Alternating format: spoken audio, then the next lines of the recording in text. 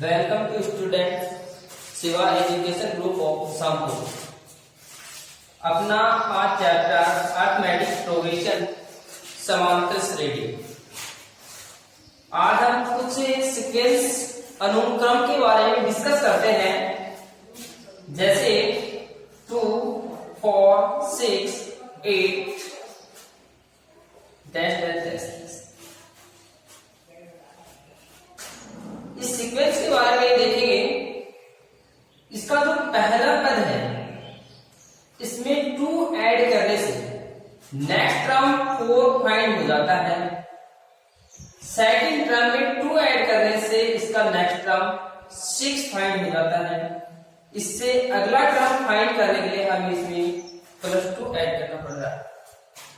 देखेंगे इसमें प्रत्येक दो क्रमागत पदों के मध्य का जो डिफरेंस है, अंतर है, वो हमेशा 2 बना रहता है। नेक्स्ट एग्जांपल लेते हैं 10, 20, 30, 40। इस सीक्वेंस में नेक्स्ट टर्म फाइंड करने के लिए हमें फर्स्ट टर्म में 10 ऐड करना पड़ता है। इससे नेक्स्ट टर्म फाइंड करने के लिए 10 ऐड करना पड़ता है। नेक्स्ट फोर्थ टर्म फाइंड करने के लिए इसमें 10 ऐड करना पड़ता है। देखेंगे इन दोनों अनुक्रम से हमारे सामने इसकी जो डेफिनेशन है समांतर श्रेणी की, वो निकल करके आती है। इसकी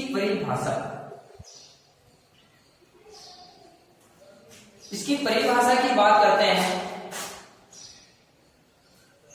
वह अनुक्रम जिसके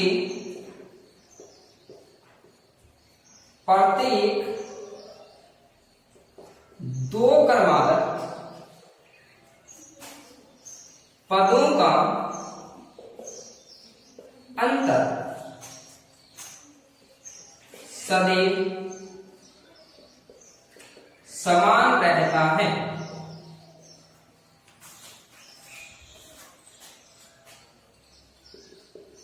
समांतर श्रेणी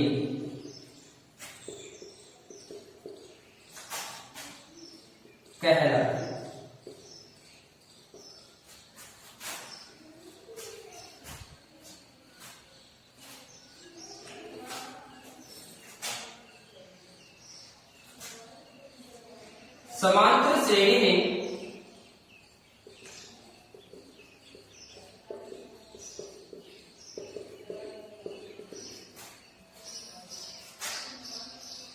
समांतर श्रेणी में अगला पद प्राप्त करने के लिए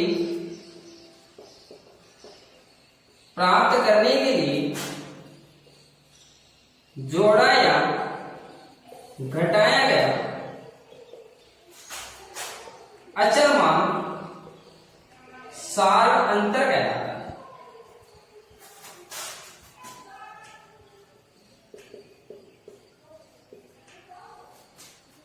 सार अंतर को डी से व्यक्त करते हैं।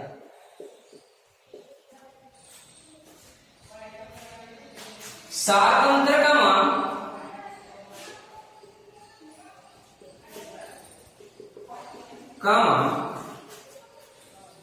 धनात्मक या ऋणात्मक हो सकता है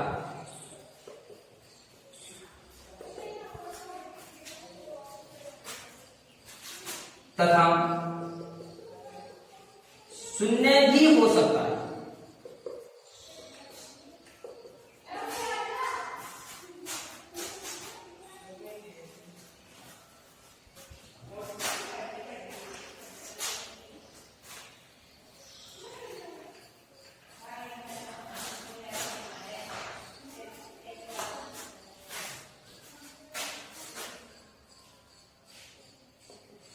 समांतर श्रेणी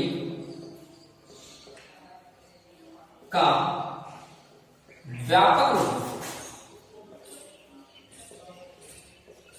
समांतर श्रेणी के व्यापक रूप के बारे में डिस्कस करते हैं। यदि समांतर श्रेणी का प्रथम पद ए तथा सार अंतर डी हो तो इसका व्यापक रूप निम्न है। इसके व्यापक रूप में सर्वप्रथम इसका जो प्रथम पद है उसको लिखते हैं। यदि हम इसके प्रथम पद में डी को ऐड करते हुए आगे चले जाए तो हमें इसके नेक्स्ट टर्म प्राप्त हो जाएंगे। यदि ए के अंदर हम यदि डी ऐड करते हैं तो हमें सेकंड टर्म ए प्लस डी प्राप्त। इसी प्रकार से ए प्लस डी में डी ऐड करने पर ए प्लस 2d प्राप्त होता है। ए प्लस 2d में डी ऐड करने पर इसका नेक्स्ट टर्म ए प्लस 3d प्राप्त होता है। देखिए प्रथम पद में ए आ रहा है, सेकंड टर्म में भी ए आ रहा है और इसमें डी ऐड हो रहा है।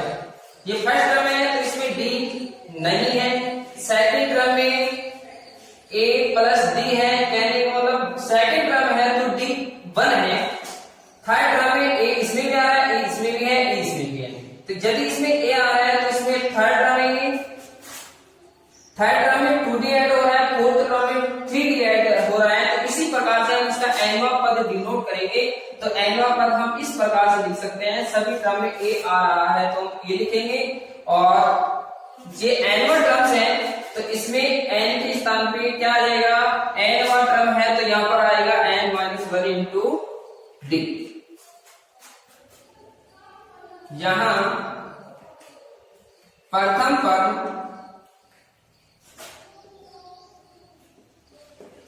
a1 इज इक्वल टू ए, द्वितीय पद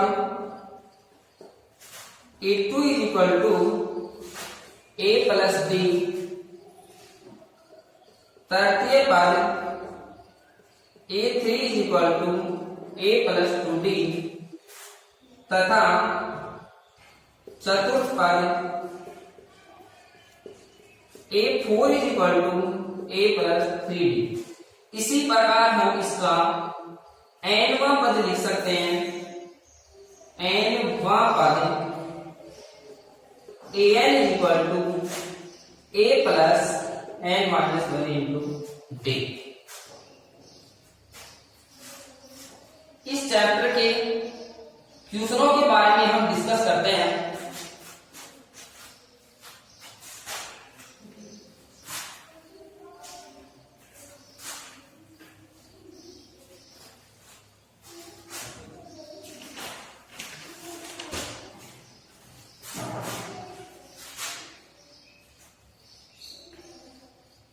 क्वेश्चन नंबर फर्स्ट का फर्स्ट क्वेश्चन है 6, 9, 12, 15। Second question -7, -9, -11, -13।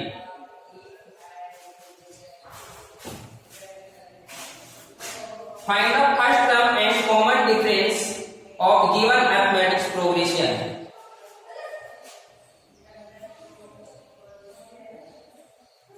Solution question number first 6, 9, 12, 15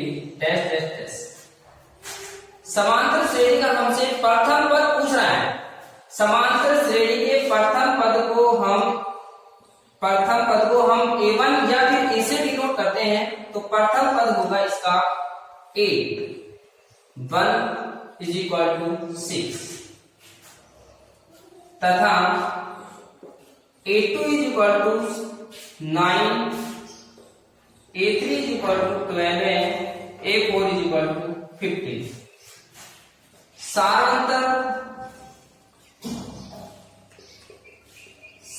अंतर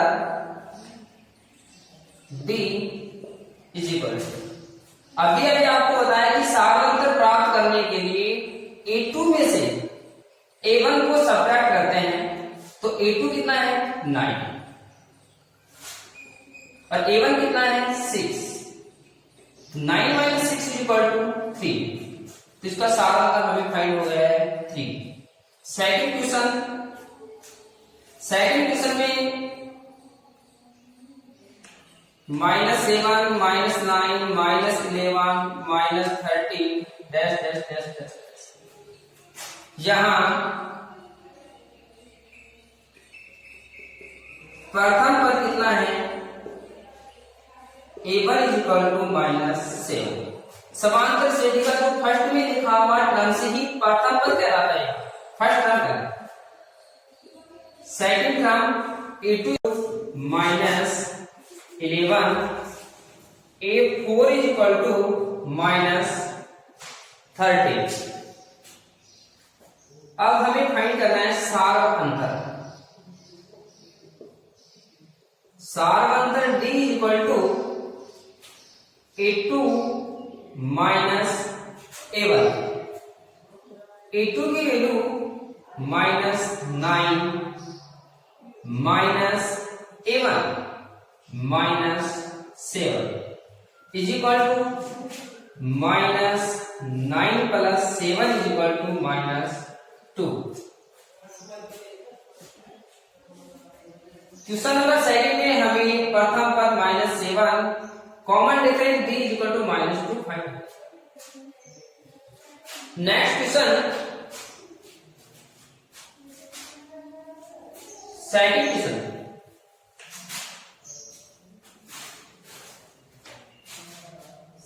क्वेश्चन में if terms A and common difference D of AP is given, then find the first four terms of the proposition। इसका first question है A is equal to -1, D is equal to 1/2। Question second में, first question में आपसे इसके 4 first terms find करवाना चाहता है।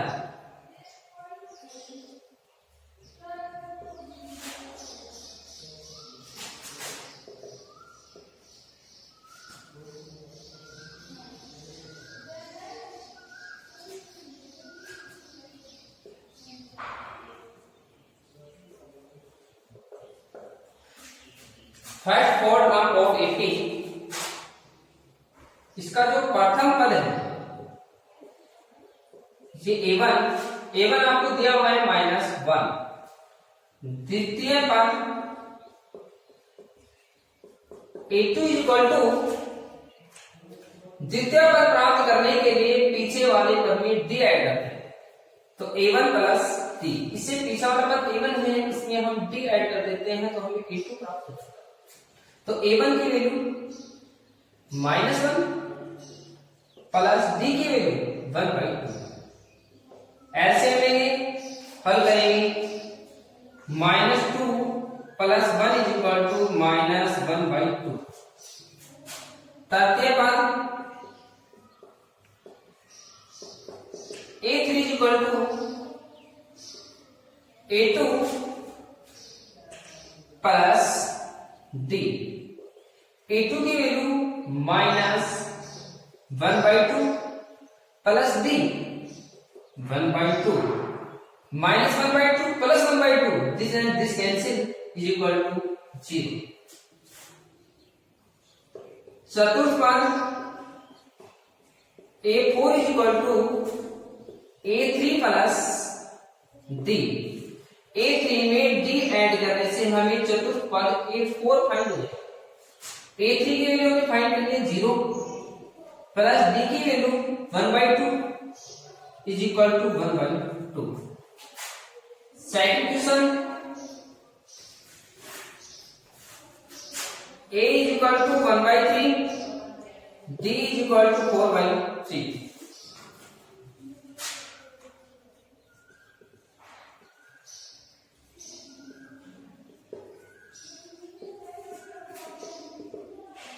First 4 terms of AP समांतर श्रेणी के प्रथम 4 पद A1 दिया हुआ है 1/3, द्वितीय पद A2 इक्वल टू द्वितीय पद A1 में D ऐड करने से प्राप्त होगा तो A1 प्लस D, A1 की वैल्यू 1/3 प्लस D की वैल्यू 4/3, एलसीएम लेंगे 3, 1 प्लस 4 इज इक्वल टू 5/3। तृतीय पद A3 इक्वल टू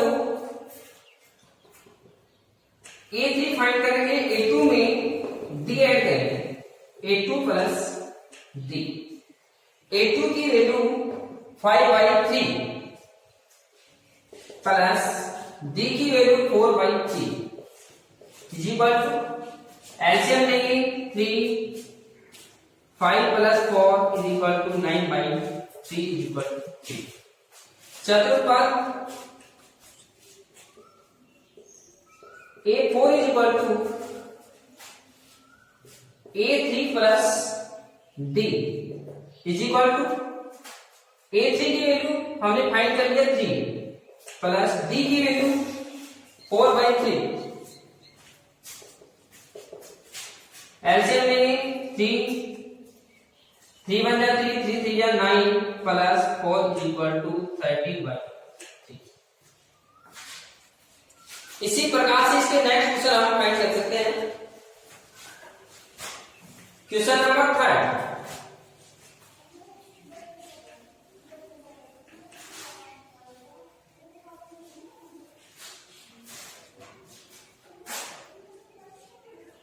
इसका फर्स्ट क्वेश्चन 2 5/2 3 7/2।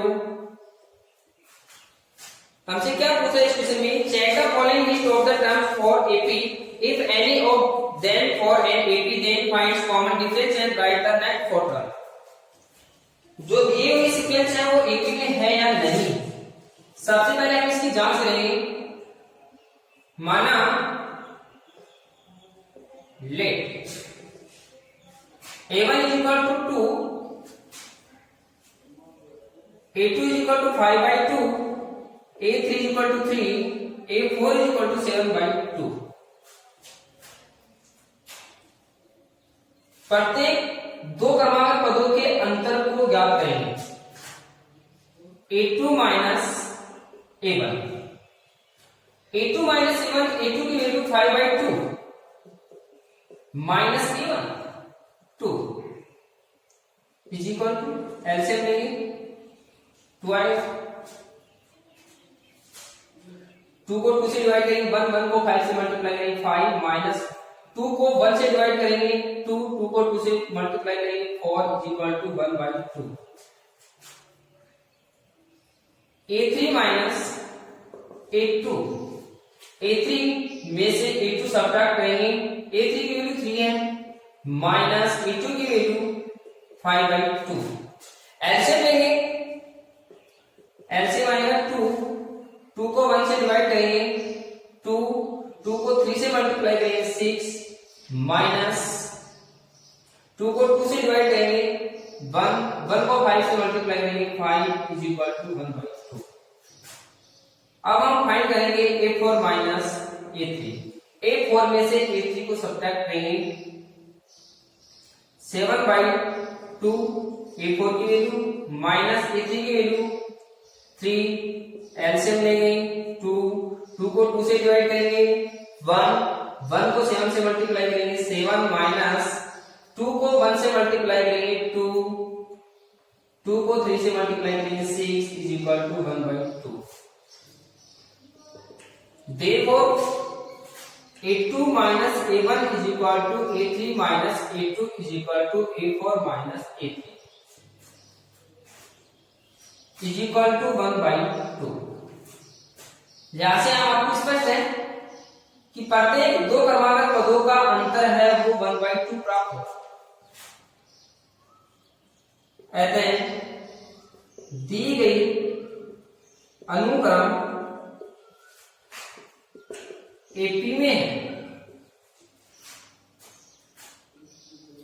तो हम सारांतर बता देंगे, सारांतर b बराबर 1/2। सारांतर क्या होता है, a2 minus a1 equal to 1/2। अगले 4 पद भी ज्ञात करने हैं। अगले 4 हमारे पास A4 तक टर्म्स है, तो आपको फाइंड करना है A5 पंचम का A5। इससे पीछे वाला पद क्या है, A4। A4 में हम D ऐड करते हैं तो हमें A5 का A4 की वैल्यू 7/2 प्लस D सारांतर 1/2।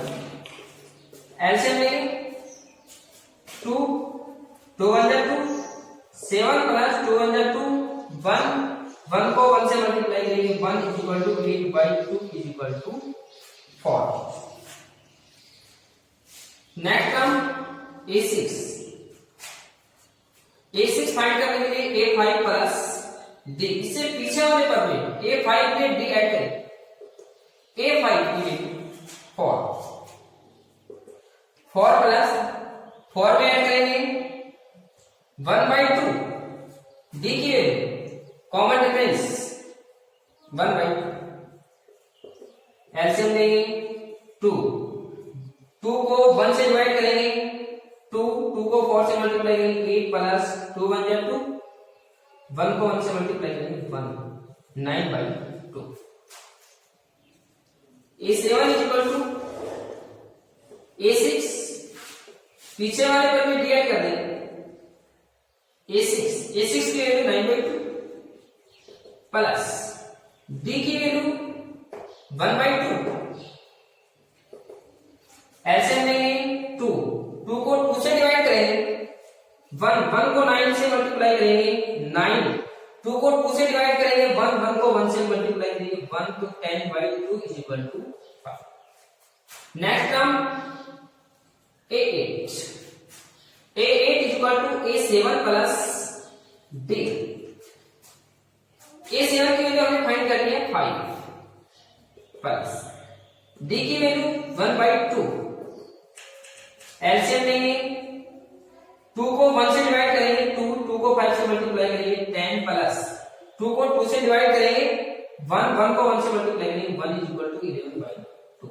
इस प्रकार से हमें अगले 4 पद प्राप्त हो जाते हैं, 4 9/2 5 11/2। नेक्स्ट क्वेश्चन, थर्ड का second question.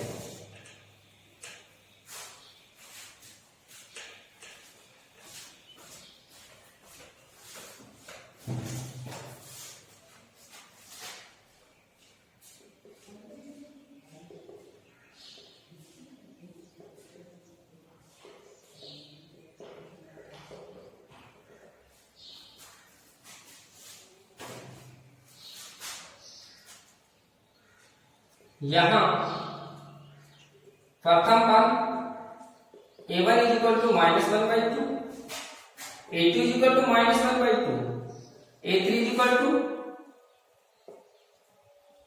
-1/2, A4 is equal to -1/2। सभी पद समान दिए हैं, A1 की वैल्यू, A2 की वैल्यू, A3 की वैल्यू, A4 की वैल्यू, सभी की वैल्यू समान है। AP होने की जांच करते हैं सबसे पहले।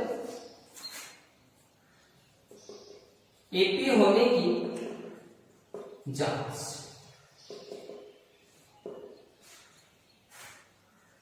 A2 माइनस A1, A2 की value -1/2 plus minus -1/2 minus A1 की value -1/2 is equal to -1/2 minus minus plus 1/2 is equal to -1/2 plus 1/2 is equal to 0। A3 minus A2, A3 की वैल्यू -1/2 माइनस A2 की value -1/2 -1/2 minus minus plus 1/2 is equal to 0। A4 minus A3, A4 की value -1/2 minus A3 की value -1/2 is equal to